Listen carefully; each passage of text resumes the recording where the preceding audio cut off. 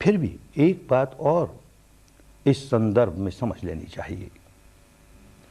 जो व्यक्ति सचमुच धर्म के रास्ते आगे बढ़ने लगा, सचमुच धर्म में पकने लगा, तो अनेक मापदंड होते हैं मापने के कि ये आदमी सचमुच धर्म में आगे बढ़ने लगा कि नहीं।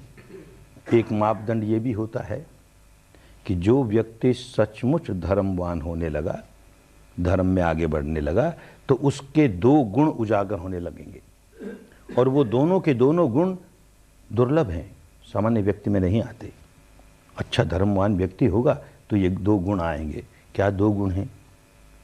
एक गुण तो ये कि ऐसा व्यक्ति जो धर्म में पुष्ट हो गया,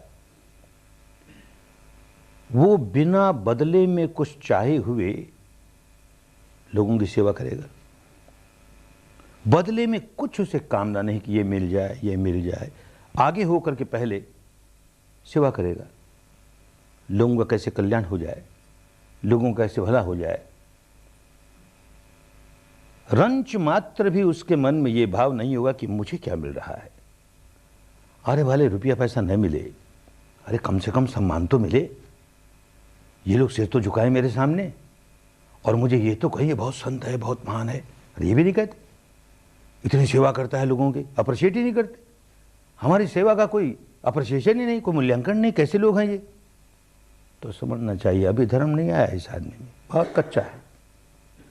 जहां जहां बदले में कुछ चाह है, वहां वहां ये एक दूषण है। जैसे दान देता है और दान देने में बदले में कुछ चाह है, चाहे प्रसिद्धि की चाह है, दूषित हो गया दान। किसी से प्यार करता है और बदले में कुछ चाह है, दूषित हो गया। ऐसी सेवा करता है और बदले में कुछ चाह है, दूषित हो गई सेवा, शुद्ध नहीं है, धर्म की बात नहीं है। तो ये गुण जिस व्यक्ति में आने लगा, ये एक प्रतीक है इस बात का कि ये व्यक्ति धर्म में पकने लगा।